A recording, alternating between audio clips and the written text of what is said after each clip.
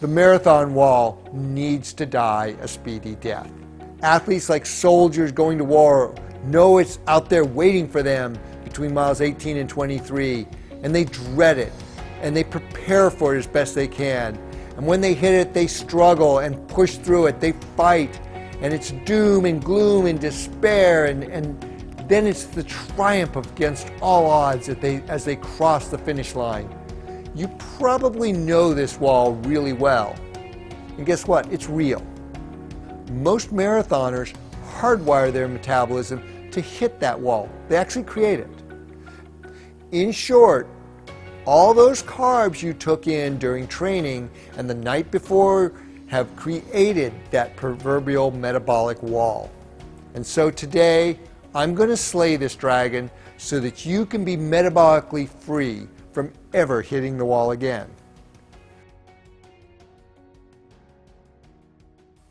Today, I'd like to bust through the myth of the marathon wall. Now, a lot of you who are watching this are probably OFM fat-adapted athletes using Vespa, so you already know this wall disappears through becoming fat-adapted. But stick around so you can learn the why and have that deeper understanding that's going to make you a better and more intuitive athlete. Now, for the rest of you who are new to fat adaptation, Vespa or OFM, and you're an endurance athlete, you probably know this wall really well. And guess what? It's real.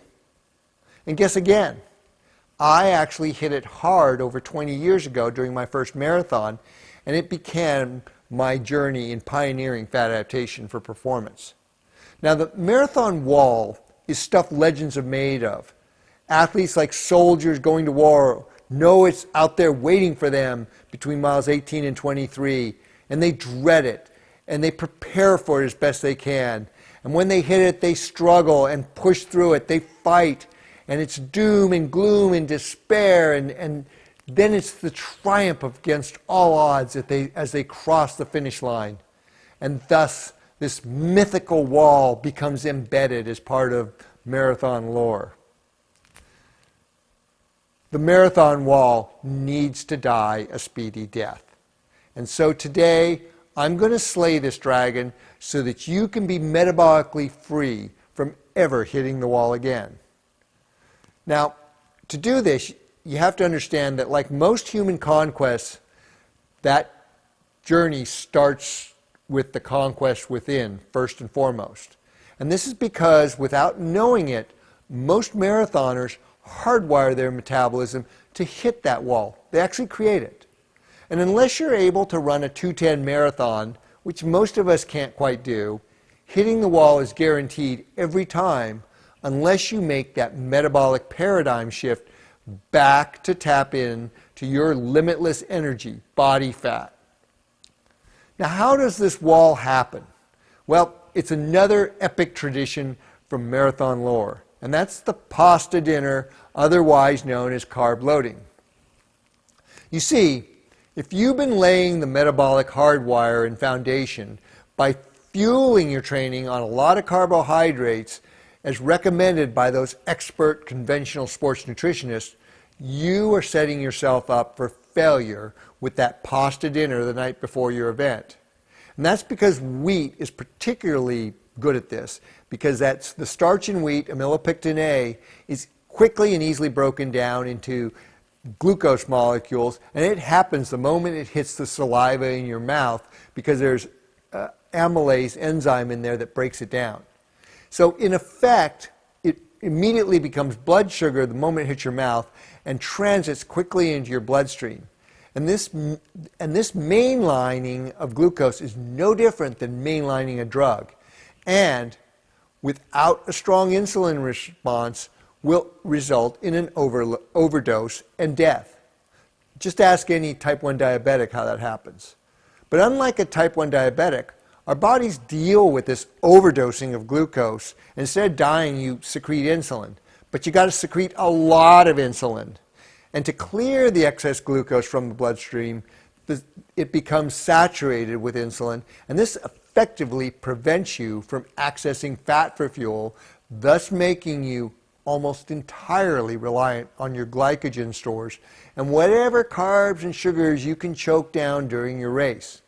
So, recognizing that people can store between 1,200 and up to 2,000 calories of glycogen depending on how big you are or small you are, and then maybe get another 300 to 500 calories of Cokes, Gatorade, gels, or shot plugs, or whatever down during the race.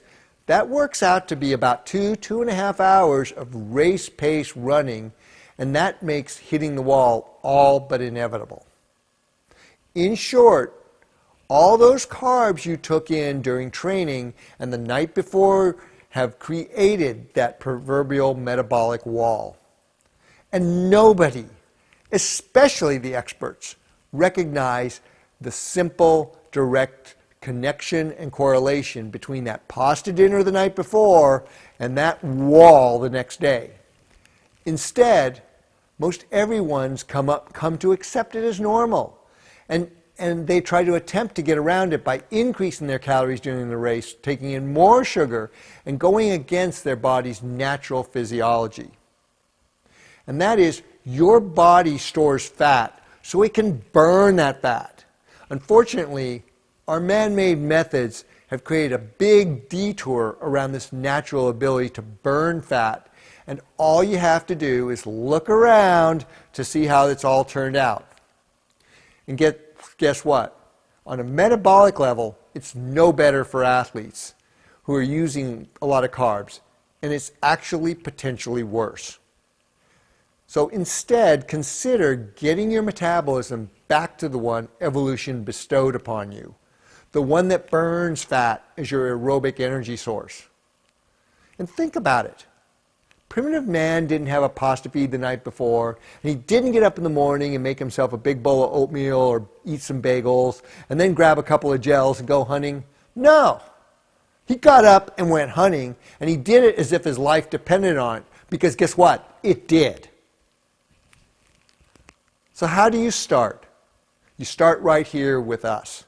We pioneered fat-based performance over 20 years ago.